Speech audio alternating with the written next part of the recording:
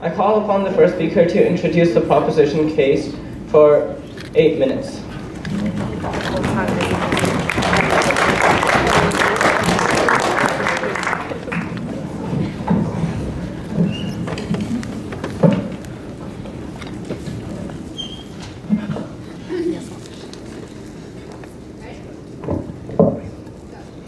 Ladies and gentlemen, today we debated a topic that many of us have a hard time relating with.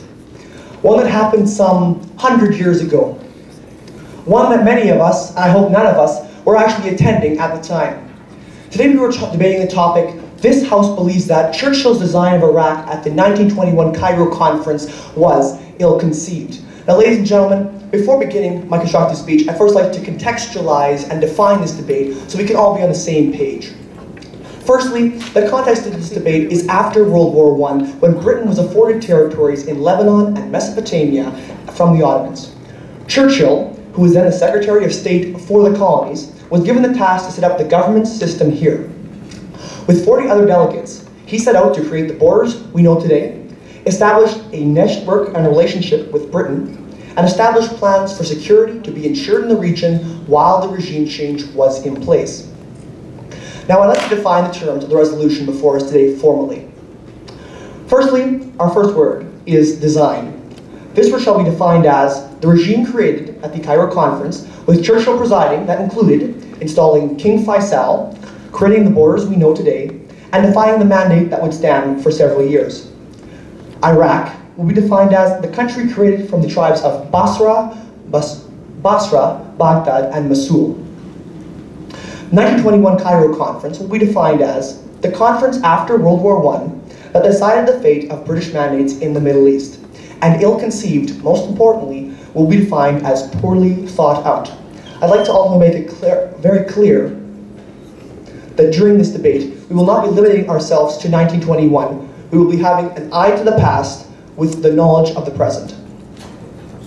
So now, my partner and I have 3 points I'd like to bring before you today. They are, namely, number 1, tribal lines.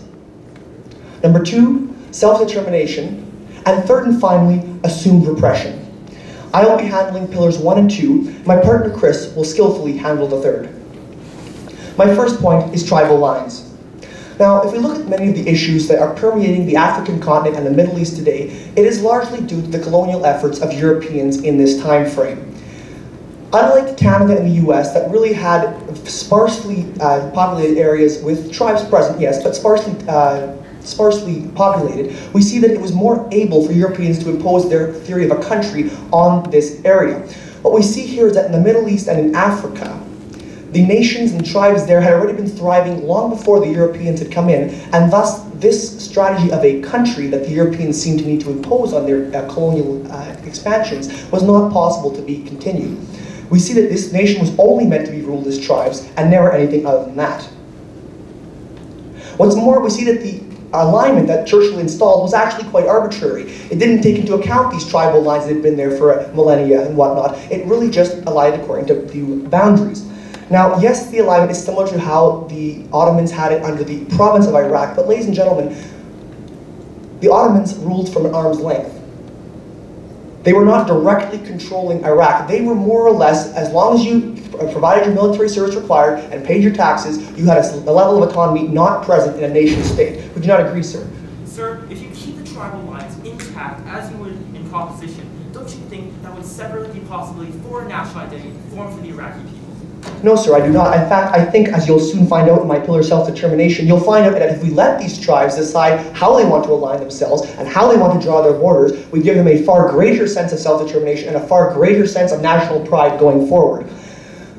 Now, as I stated, my next point is self-determination. So now, ladies and gentlemen, what I'd like to bring up here is 2 integral European promises that were broken with Iraq. Firstly, secret telegrams. These were telegrams between the British and the tribes, or the nation states, as if you will, of the Middle Eastern area in order to win World War I. Effectively, what they said is, if you help us, we'll give you autonomy. Now, this sounds like a pretty good deal, but the thing we have to remember here is this was not realized. They were not given autonomy. They were not given self-determination. What's more, Wilson's 14 points, the crux of the Treaty of Versailles, which ended World War I, called for self-determination of all people. And once again, this was not realized with Churchill's designs on Iraq. The Cairo Conference was all but a dictated peace decided in London that reeked, as Rudyard Kipling put it, of the white man's burden. Basra, Mosul, and Baghdad were lumped together somewhat arbitrarily, and as a result we see huge tensions and a powder keg form. What's more, the king they installed was not even from the region. He was born in Turkey, and in fact had governed Syria for several years. The thing we don't remember, though, is that he was deposed soon after because the French didn't think he did a good job.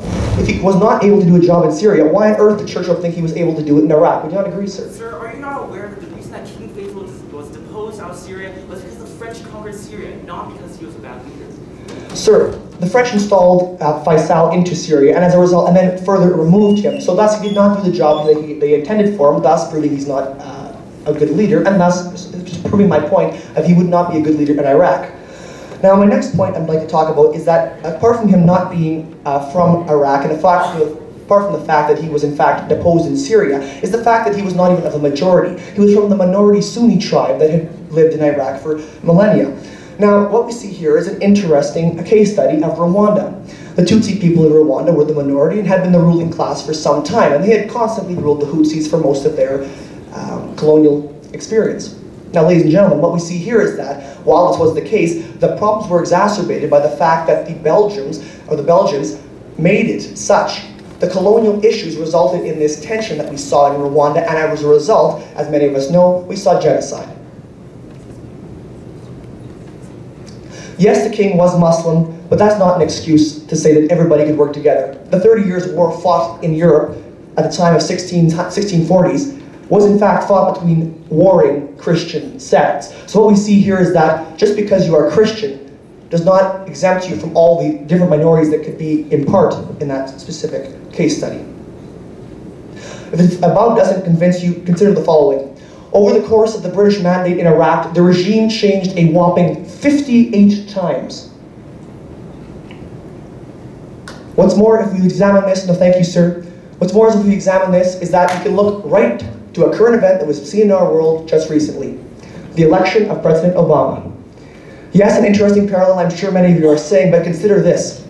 President Obama, the President of the United States, re-elected, so in fact keeping the regime the same, saw after his election the stock market fall for close to a week. Could you imagine the economic and social turmoil that these people faced with the regime change effectively twice every year? Ladies and gentlemen, because of these reasons, and because of the reason my partner will soon present to you, namely the fact that we have discussed tribal lines, self-determination, and, what's more, assumed repression, we see that Churchill's plan of Iraq was a band-aid fix for a long-term problem that ultimately did not resolve the underlying causes and in fact exacerbated them. Ladies and gentlemen, we cannot stand for this, we will not stand for this, and for these reasons we beg to propose. Thank you.